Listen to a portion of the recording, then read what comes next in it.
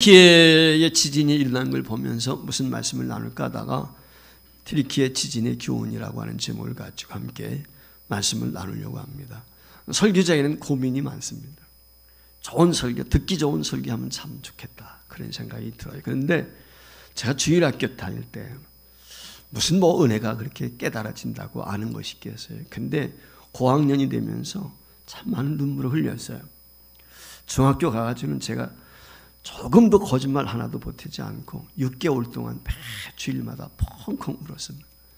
전도사님이 복음을 전하는데 매일같이 우는 거예요. 얼마나 꺼이꺼이 하고 크게 우는지 집사님들이 와서 툭툭 칩니다. 울지 말라고. 그렇게 울며 하나님 앞에 회개했던 기억이 있습니다. 사실 강단에 섰을 때 목사는 선지자지이기 때문에 선포하는 거예요. 선포. 그래서 듣기 좋은 설교도 하지만 때는 거북스러운 설교도 합니다.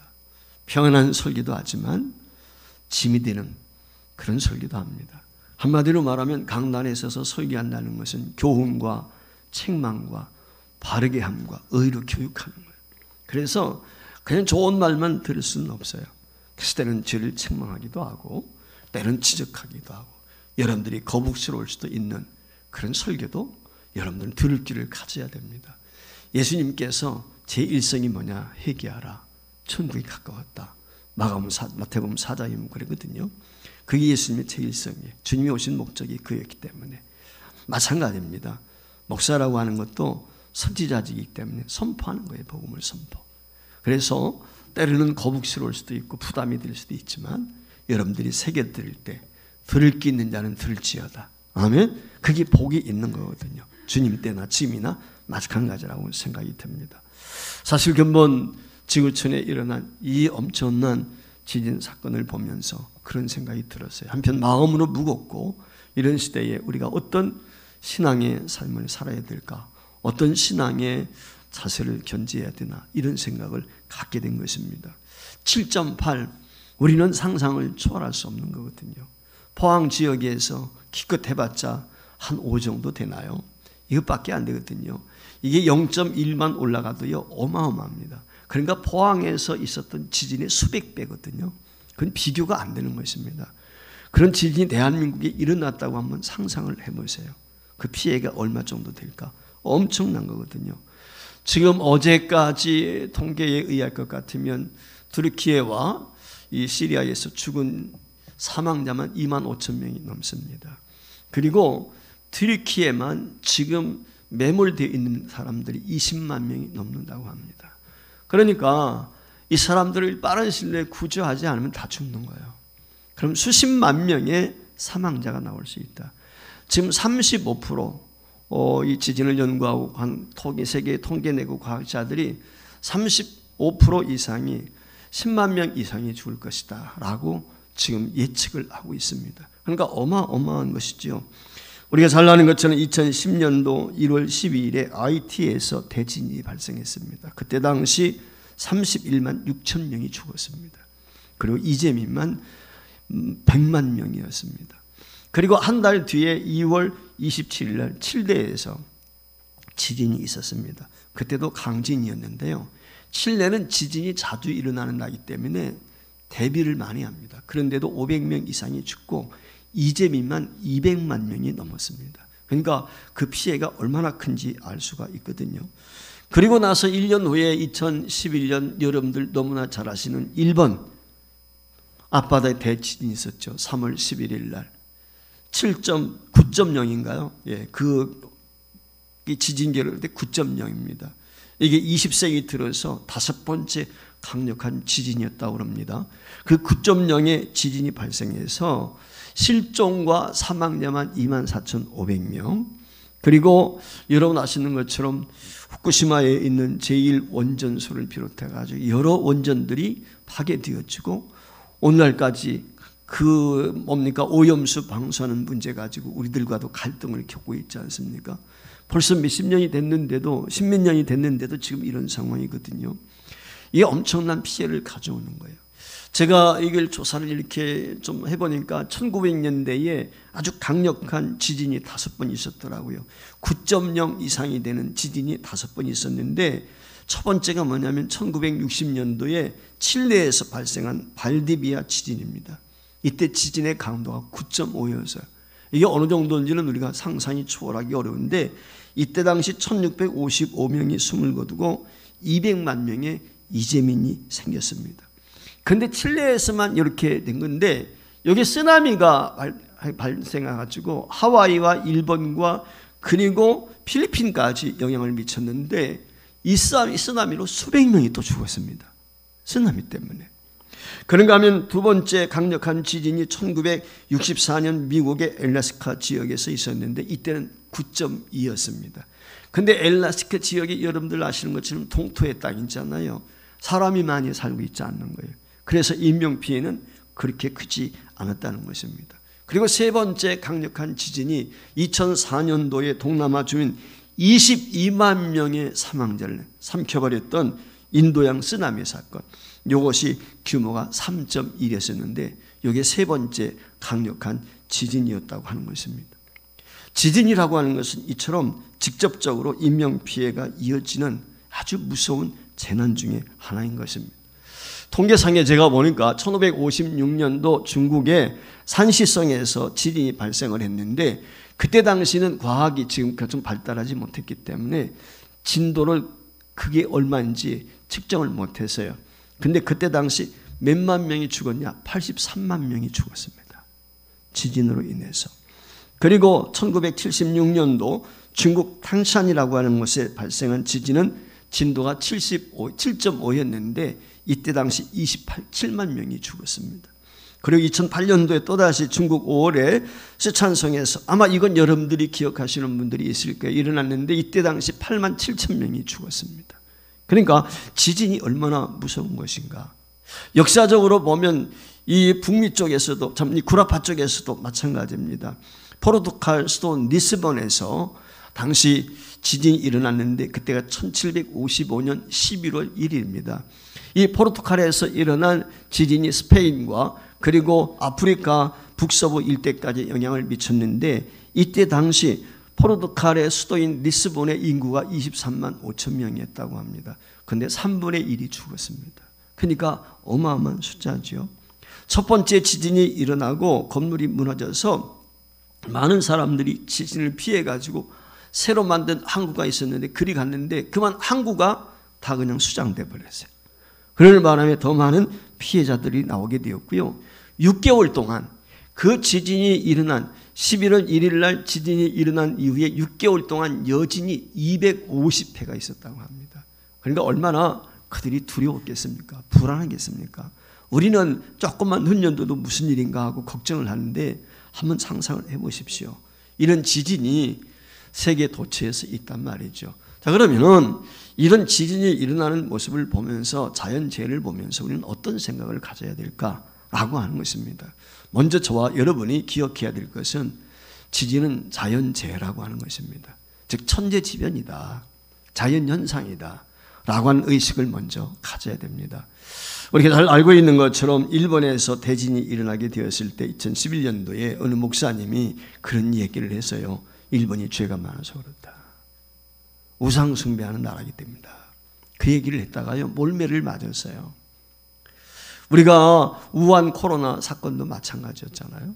우한 코로나 전에 많은 선교사들이 추방을 당했습니다. 교회가 많은 핍박을 당하고 교회가 불타지고 막 그랬거든요. 그런 것들을 우리가 방영도 우리도 했지만은 그게 결과다. 뭐 이런 얘기들도 있었거든요. 그러나 지금 전체가 전 세계로 퍼져서 팬데믹을 우리가 경험하지 않았습니까? 제가 이런 말씀을 드린 이유는 물론 그럴 수도 있어요. 그러나 우리 기독교인들이 가져야 될 것은 어떤 정죄의식이라든지 이런 것보다는 자연현상이라는 걸 먼저 용납하는 것이 중요합니다. 여러분 우상 숭배하기 때문에 하나님을 믿지 않기 때문에 이와 같은 지진이 일어나고 자연재해가 발생해서 그 나라에 어려움이 있고 많은 사람이 죽었다고 하면은 여러분 잘 아시는 것처럼 2010년 여러분 1월 12일 날 일어났던 아이티 지진은 어떻게 설명할 수 있을까요? 이유가 있습니다.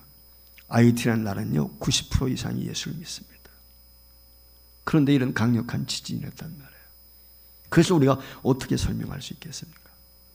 조금 전에 포르투갈 지진 얘기했습니다. 11월 이슬일은 만성절이라고 그래가지고 캐토릭을 비롯해서 성결, 성공회, 또 누토교 이런 데에서는 성인을 기념하는 날이에요. 그래서 성인을 기념하기 위해서 그날 교회당에 모여들었거든요. 역사와 전통을 자랑하는 성당들이 다 무너지고요. 신부도 죽고 교인들도 죽고 수많은 사람들이 죽었어요. 그럼 이것을 우리가 어떻게 설명할 수 있겠습니까? 여러분 아시는 것처럼 자연현상이에요. 천재지변인 거거든요. 그렇기 때문에 어디에서나 발생할 수 있는 자연재해다 라고 하는 인식을 먼저 해야 돼. 이 말의 의미는 뭐냐면 우리도 그런 어려움에 처할 수 있다는 거예요. 언제 어떤 상황에 처할는지 아무도 예측할 수가 없어요. 죄송한데 제가 지난 1월 25일이죠. 설날 연휴 제가 강단을 지켜야 되기 때문에 어려움이 있고 또 우리 부목사님 그날 시방에 좀 다녀오라. 거행 다녀오고 그래서 제가 교회를 지키다가 마지막 날 저녁 때 내려갔다가 형님 집에 하룻밤 자고 25일 날 올라오다가 교통사고 났어요. 90km, 100km 달리는 도로였는데 저는 2차선을 달리고 있는데 1차선에 갑자기 차가 끼어든 거예요. 그래서 제 차 뒤옆에를 쳐버렸어요. 그러니까 제가 뒤에서 추론이나 모았으면 저 아내하고 저하고는 그 자리에서 죽었어요. 다행히 그 설날 연휴가 끝나서인지 많은 차가 없었어요. 제가 3번을 왔다 갔다 그 도로에서. 왜냐하면 방은 가림막인가요? 그걸 받지 않으려고. 요 앞에는 낭떠러지인데 떨어지면 그냥 굴르는 거예요. 그러지 않으려고 발버둥을 치면서 해서 갓길이 됐어요. 제가 그때 정신이 없었어요. 어떻게 신고해야 되는지도 모르겠더라고요. 제가 그때 느낀 게 뭐냐면 어느 누구에게나 어려움은 닥칠 수 있다. 어느 누구에게나 어려움은 겪을 수 있다. 우리가 터키 지진을 보면서도 우리 마음에 그런 마음을 갖는 거예요. 그래서 긍휼히 여기는 마음, 불쌍히 여기는 마음. 야, 내 대신 어쩌면 그들이 그런 고난과 어려움을 겪었는지 모르겠다. 이런 생각. 저도 고속도로라든지 이런 데 다니면서 수많은 교통사고, 차가 뒤집혀진 거, 이런 것들을 목격을 했어요. 그러면서 야, 나는 참 감사하다 이런 생각이 됐는데 갑자기 운전석 뒤쪽에 치고 들어오니까 정신이 없더라고요. 브레이크를 밟아도 차가 움직이지, 이게 어떻게 조절할 수가 없어. 내가 90km 달리던 차였기 때문에 어떻게 할 수가 없더라고요. 이게 여러분, 이게 인생이거든요. 그렇기 때문에 오늘 우리는 이런 현상을 보면서 하나님의 심판이야, 죄가 많아서, 그게 아니라 언제든지 우리는 일어날 수 있다 라고 하는 자연현상이라는 거 먼저 이해를 해야 돼요. 두 번째는 그럼에도 불구하고 우리 기독교인들이 가져야 될 생각이 있습니다. 그것이 뭐냐면 우리 주님이 주신 말씀이에요. 첫째, 지진은 뭐냐면 두 번째, 종말의 징조라는 것입니다. 오늘 주님이 그렇게 말씀하셨어요. 오늘 세계 도처에서 알 수 없는 이런 자연재해나 지진들이 일어난단 말이죠. 이런 모습을 보면서 예수님은 뭐라고 말씀을 하십니까? 종말이 가까운 줄 알라 라고 이야기를 했어요. 마가복음 13장 8절 말씀에 보면 이렇게 말씀을 합니다. 마태복음에도 있고 누가복음에도 있는데 민족이 민족을, 나라가 나라를 대적하여 일어나겠고 곳곳에 지진이 있으며 기근이 있으리니 이는 재난의 시작이라고 그랬어요. 저 우크라이나와 러시아의 전쟁 곳곳에서 대적하지요. 시리나 내전도 있지요. 우간다 내전을 비롯해서 각가지의 전쟁, 특별히 지진이 일어나는데 곳곳에 지진이 있다는 게 곳곳에. 어느 한쪽 구석에만 나는 게 아니에요. 우리나라는 지진 안전지 천만의 말씀입니다. 우리나라도 많은 지진들이 있어서 역사적으로 보면은 언제 우리나라도 일어날는지 아무도 예측 못합니다. 어떤 분이 그런 얘기하는 걸 들어봤어요. 우리나라는 옛날에 제가 해운대라고 하는 재난 영화를 본 적이 있었거든요. 그 해운대 아마 보신 분들이 있을 거예요. 쓰나미가 일어나가지고 부산 앞바다 막 치며 들어오는 거. 근데 어떤 분이 이건 가상이야. 한국에는 저런 쓰나미 없어. 일본 열도가 딱 막아주기 때문에 태평양에서 지진이 나도 쓰나미는 안 와. 그건 알 수 없어요.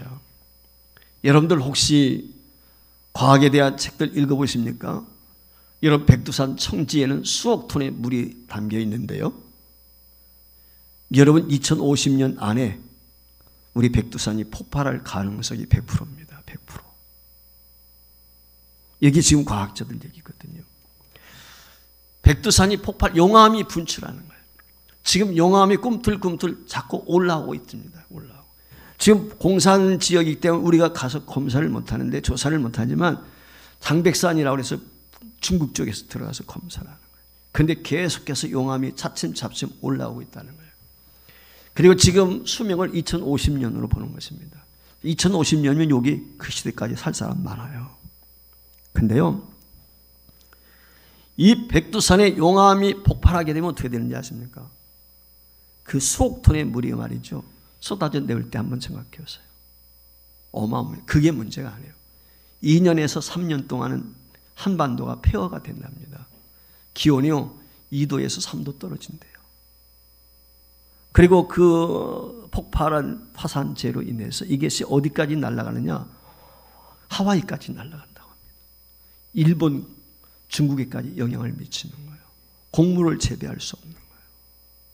우리가 아무리 과학이 발달하고 경제의 붐을 이뤄도요, 화산 폭발 한 번 끝장인 거예요. 트리키 지역을 보지 않습니까? 오늘 우리가 대비해야 됩니다. 과연 오늘날 일어나고 있는 이 지진이 특정한 장소만 있다는 거 아니에요. 우리나라에도 언제 어떤 일이 일어날지 아무도 예측할 수가 없어요. 얼마 전에 뉴질랜드에서도 있었지 않습니까? 그러니까 오늘 우리는 늘 깨어 있어야 돼요. 이 말의 의미를 잘 새겨들어야 돼요. 지진이 일어나면 종말이 가까운 줄 알라. 종말이 가까웠다는 말의 의미는 예수님께서 마태복음이나 공관모험에서 늘 우리에게 강조하는 것이 깨어 있어야 된다.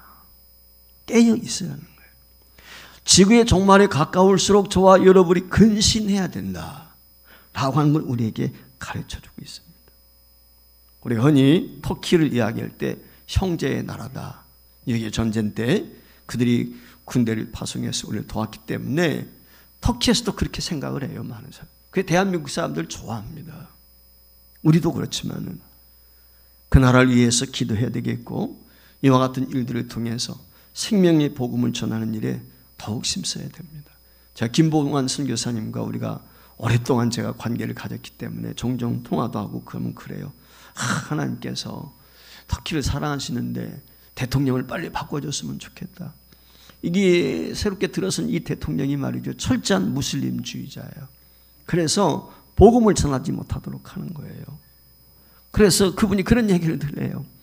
그래서 무슨 일이 좀 일어났으면 좋겠다, 이런 생각 가질 때도 있었지만, 정말 애매하게 피해를 보고 죽는 건 누굽니까? 약자들이, 약자들, 서민들이거든요. 그렇기 때문에 우리가 이와 같은 것들을 통해서 우리가 각성해야 되겠고, 그 나라와 민족을 위해서 기도해야 될 줄 믿습니다. 또 하나 있습니다. 지진을 보면서 기억해야 될 것은 회개해야 된다는 것입니다. 이것이 세 번째 우리에게 주시는 말씀인 것입니다. 자연재해 맞습니다. 자연현상입니다. 그러나 우리 주님 말씀하셨어요. 종말의 징조다 라고 말씀을 했습니다. 노아 홍수 단순한 것이 아니죠. 그 속에는 하나님의 뜻이 있고 거긴 하나님의 심판이 담겨져 있는 것입니다. 여러분, 축구 경기할 때, 축구 좋아하는 사람들도 많이 있는데 축구 경기할 때 반칙을 범하면 옐로 카드를 내밀어요. 심판이 옐로 카드. 그런데요, 어느 정도 해가지고 옐로 카드 내밀지 않습니다. 그런데 거기에 좀 심하다 생각하면 옐로 카드 내밀거든요. 그런데 이거 2번 받으면요, 레드 카드를 내밀어요. 추방, 퇴출입니다. 퇴출. 운동장에서 쫓겨나요. 운동할 수가 없어요. 그런데 레드 카드를 받으면요, 운동장에서 경기를 못할 뿐만 아니라 다음 경기, 한 경기는 페널티가 주어져서 못 나옵니다. 근데 그것뿐이 아니에요. 감독 입장에서 보면 난감한 거예요. 11명이 싸우다가 한 명이 퇴출당하는데, 빠져나가는데 거기에 보충할 수가 없어요. 교체가 안 되는 거예요. 10명이 싸워야 돼요. 그럼 전력상 누수가 생기지 않습니까? 그게 핵심 요원이었는데 다음 경기에 나올 수 없다면은 그 팀에는 심각한 타격이 되는 거지요. 우리 인생길에도 옐로 카드가 있으면 참 좋겠다, 그런 생각이 들어요. 옐로 카드가. 제가 우리 아내하고 올라오면서 그랬습니다. 어떻게 목회 말년에 액땜했다고 생각하죠. 세상 사람들이 얘기하는 거죠. 엘루카드 받았다고 생각하자. 더 조심해라고. 종종 그런 경우가 있어요. 몸에 이상이 있어가지고 병원 갔어요. 3개월 삽니다. 6개월 삽니다. 지난해 저희 아내 친구 남편이 죽었어요. 건강했습니다. 대학 교수 출신입니다. 그런데 건강했어요. 본인은 아무 이상을 못 느꼈어요. 근데 주변에서 친구들이 야, 너 살 빠졌어. 병원에 한번 가봐. 아, 무슨 소리야, 나 건강한데. 아니야, 뭐 이상이 있는 것 같아. 만날 때마다 친구들이 그런 거예요. 그래 갔어요. 시한부에서 한 달 살고 죽었습니다. 한 달 만에 죽었어요. 저희 아내가 거기 장례식에 참여해봤거든요. 전조 증상이라도 있었으면 모르는데 자신은 건강하다고 생각했는데 친구들이 가봐라. 그래서 건강검진 갔는데 이상이 있다는 거예요. 이미 암에 다 퍼져버린 거예요. 근데도 본인은 몰랐어요. 그리고 한 달 만에 죽었어요. 이게 인생이거든요. 저는 그래서 어떤 때는 그런 생각이 들어요. 자, 인생에도 좀 레드 카드 대신에 옐로 카드가 좀 있었으면 좋겠다. 근데 사실 어떻게 보면 우리가 살아가는 동안에 그런 옐로 카드가 많이 있어요. 경고할 때가 있단 말이에요.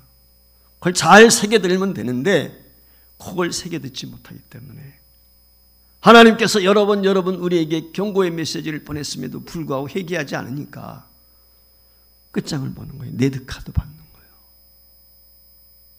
산성도 여러분, 혹시라도 우리 중에 레드카드 받는 분은 없습니까? 우리 한번 돌아봐야 돼요. 얼마나 두렵습니까? 사실 주변에서 일어나고 있는 교통사고를 비롯해서 각가지의 사건, 사고들 보세요. 예측 불허잖아요. 누가 예측을 합니까? 산행을 하다가 낭떠러에 떨어져 가지고 세상을 떠나는 분도 있고 비행기 타고 가다가 비행기가 추락한. 미리 사전에 엘로카드라도 있다면 우리가 대비할 텐데 그렇지 못하는 게 우리 인생이에요. 그 인생은요, 엘로카드 없이 레드카드 받는 거예요.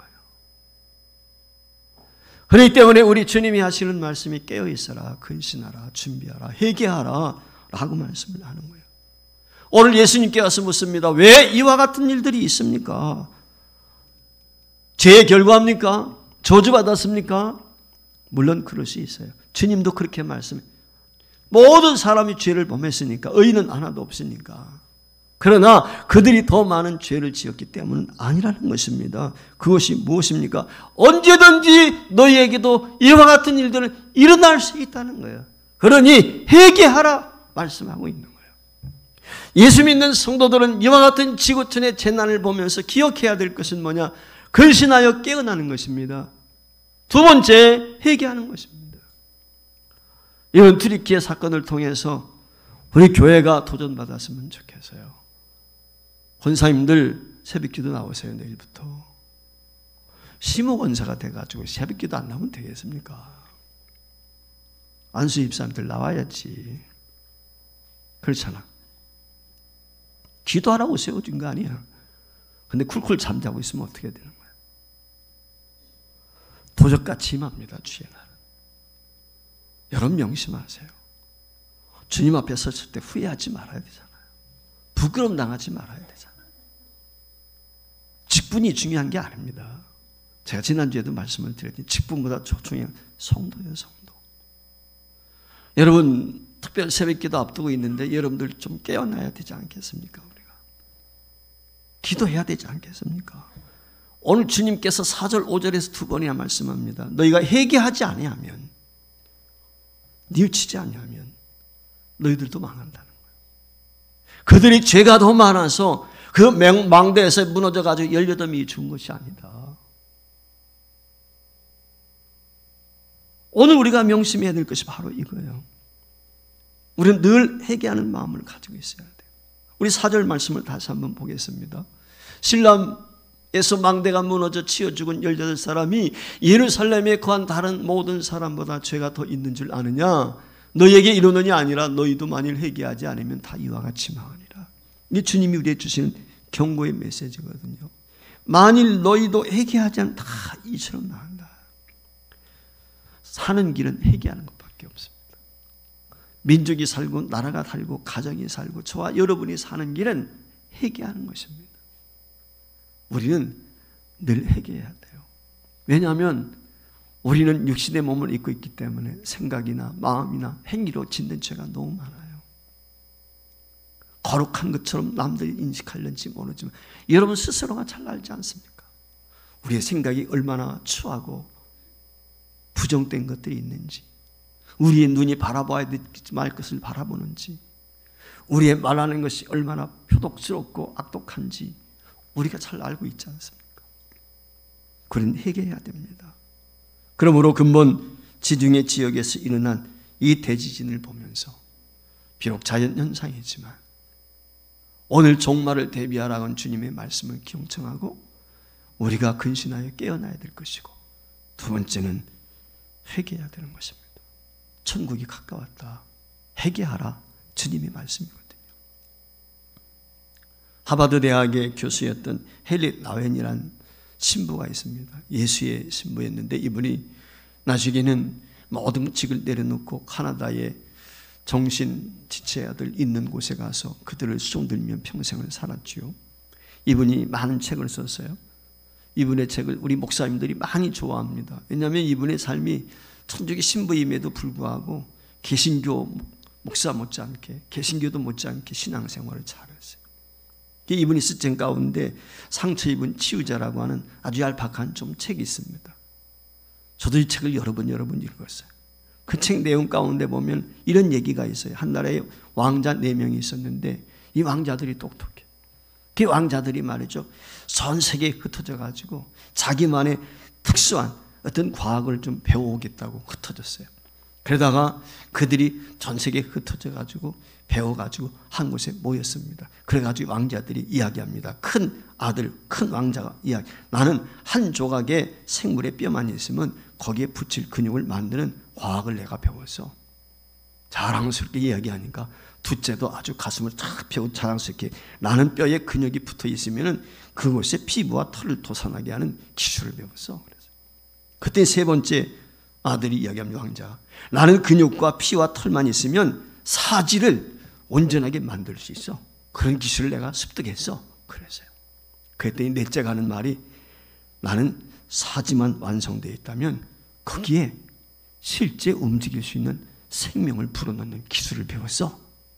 이야기를 한 거예요. 이 형제들이, 네 왕자가 말이죠, 자신들이 배운 그 과학을 시험하기 위해서 뼈다귀를 찾는 거예요. 그러다가 산속에 들어가게 되었어요. 뼈다귀 하나를 주었어요. 그리고는 큰 아들이 어떻게 합니까? 큰 왕자가 거기에다가 살을 붙입니다. 그랬더니 둘째 왕자가 어떻게 합니까? 그 근육에다가 피부와 털이 돋아나게 합니다. 셋째가 그 근육과 피부와 털만 있는 그 뼈다귀에다가 말이죠, 사지를 만들어 돋아나게 했어요. 그랬더니 넷째가 생명을 불어넣었어요. 조금 전까지 뼈다귀 하나에 불과했던 것이 살아났어요. 깨어났어요. 그런데 깨고 보니까 이게 사자네. 4명의 왕자가 어떻게 되었을까요? 다 죽었죠. 이게 무슨 얘기냐면 오늘 과학을 비판하는 겁니다. 과학이 맞는 게 아니에요. 여러분, 과학이 발달하면 발달해서 우리가 안전합니까? 더 불안합니다. 핵무기 보세요. 지금 러시아가 사용하지 않고 있는 어마어마한 무기가 있다고 그랬잖아요. 그 무기는요, 쏘면은 막을 수가 없대요. 어느 나라도. 얼마나 빠른지. 사용을 안 하는 거예요. 왜? 전쟁, 지구가 종말이 오니까. 아무리 악한 푸틴이라도 그건 아는 거예요. 계속 위험만 하잖아요. 핵을 쓰겠다고. 핵 쓰면 3차 대전이고 끝장이거든요. 여러분, 과학이 발달하면 발달할수록 우리가 편할까요? 저는 그런 생각이 들어요. 아마 여러분들 그런 환타지라든지 뭐 이런 영화들 보잖아요. 나중에 보면 로봇의 지배를 받잖아요, 인간이. 아마 실제 그런 일들이 일어나는지 모르겠습니다. 네. 인간이 편리하기 위해서 만들어놓은 로봇의 지배를 받는 거예요. 이게 우리 인간이에요. 무스갯소리가 그런 얘기가 있습니다. 한라산에 가면은 중턱에 소들을 방목을 합니다. 제주소 산 소고기가 유명하고 비쌉니다. 돼지도 있지만은. 근데요, 이 알라레셀에서 기르는 소가요, 그 머리를 산 쪽으로 향하고 풀을 뜯으면 날씨가 좋답니다. 그런데 이 소가 아래쪽으로 머리를 들고 풀을 뜯으면 궂은 날이 온다는 거예요. 뭐 이건 상식적인 거겠지만 새들이 높이 날면 한라산 지역에서 날씨가 좋고 새들이 낮은 지역에서 놀면은 비가 온다는 거예요. 왜 이와 같은 얘기가 나왔냐면은 관상대에서 날씨를 제대로 못 맞추니까 하는 소리가 뭐냐면 저 한라산에 소한테 가서 물어봐라. 우리 인간의 과학이 아무리 발달해도요, 동물 못 따라갈 때가 많아요. 여러분들 지진 일어나기 전에 개미라든지 곰이라든지 거북이라든지 이런 것들은 다 이동을 한다고 그러지 않습니까? 사람은 예측을 못하는데 그것들은 한다는 거예요. 감각적으로. 제가 이 말씀을 드리는 이유는 뭐냐면 우리는 자랑할 게 없어요. 아무리 과학이 발달해도 한계는 다 있는 것입니다. 따라서 우리가 기억해야 될 건 무엇이냐? 이런 대지진을 경험하면서 회개하는 것입니다. 자연현상입니다. 그러나 우리 예수 믿는 사람은 경고의 메시지로 들어야 됩니다. 즉 지구의 종말이 다가왔다. 즉 깨어나야 된다. 근신해야 된다. 또 하나는 회개하는 것이다. 이것이 사는 길이다 라고 하는 것이죠. 그러면 튀르키예와 시리아 지역에 일어난 대지진으로 인해서 수많은 사람이 죽고 어려움 중에 있습니다. 우리가 할 수 있는 일이 있다면 그들을 돕는 것입니다. 그날의 빠른 회복을 위해서 기도하는 것입니다. 우리 교회 안에서도 그런 일들이 있었으면 좋겠어요. 한국교회 봉사단이라고 그래가지고 조현선 목사님 감자탕 교회라고 유명한 교회 광염교회인데 저 성북교회에 있는데 그게 목사님이 7일날 출발했습니다. 7일날. 우리 교회 한국교회 한교봉 연합회의 봉사단장이거든요. 그래서 재난지역에 구조대 조직을 해가지고 우리나라 구조대가 가기 이전에 6일날 말씀에 7일날 바로 출발을 했어요. 지금 터키에 가서 구조활동을 벌이고 있는데 우리 젊은이들도 이런 일에 좀 동참하는 일이 있었으면 참 좋겠습니다. 그래서 정말 글로벌하게 교회 관심을 갖고 헌신하는 집 짓는 일에도 무너진 곳에 가서 봉사하는 일에도 우리 교회가 동참하는 이런 일들이 있도록 깨어있고 위에서 십시일반 함께 나누고 그들의 아픔이 내 아픔이라는 것 기억하시면서 우리는 깨어 근신하고 특별히 우리 자신을 돌아보면서 하나님 앞에 부끄럽지 않은 저와 여러분으로 살아갈 수 있기를 주의 이름으로 축원을 드립니다.